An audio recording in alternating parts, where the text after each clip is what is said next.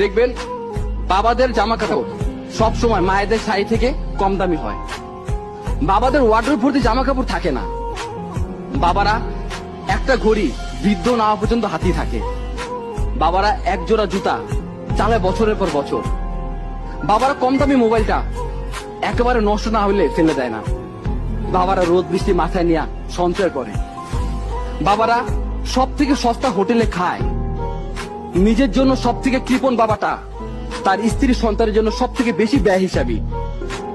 বাবারা একেবারে বাধ্য না হলে কখনো না বলে না।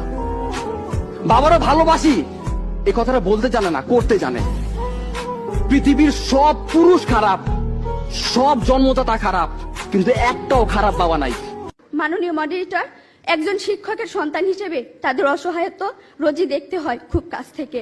মাননীয় মডারেটর, গত ঈদে আমি যখন একটি ভালো পোশাকের জন্য কান্নাকাটি করছিলাম, তখন বাবা আমার হাতে কাগজ কলম ধরিয়ে দিলেন, আমার দিকে ছুড়ে দিলেন একটি গাণিতিক প্রশ্ন। একজন দিনমজুরের দৈনিক আয় 300 টাকা হলে মাসে তিনি কত টাকা আয় করেন? মাননীয় মডারেটর, মুখে মুখে বাবাকে জবাব দিলাম 9000 টাকা।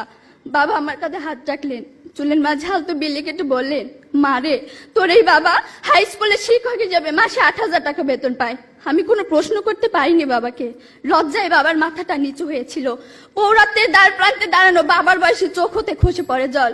জানি না মাননীয় মডারেটর, আমার বাবার বয়সী চোখ থেকে খসে পড়া জল শিক্ষার মানকে কতটা টেনে তোলার যোগ্যতা রাখে। মাননীয় মডারেটর, এই যদি হয় শিক্ষাগুরুর জীবন, তাহলে একটা সময় হয়তো এদেশে আর কোনো শিক্ষকই পাওয়া যাবে না।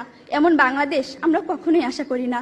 মাননীয় মডারেটর, 30 লক্ষ লাশের একটি পাহাড় মারিয়ে আমরা বর্তমানে এসে দাঁড়িয়েছি। 2 লক্ষ মায়ের স্নেহের আঁচলে সাজিয়েছি দেশ। প্রতিপক্ষ বঙ্গবন্ধু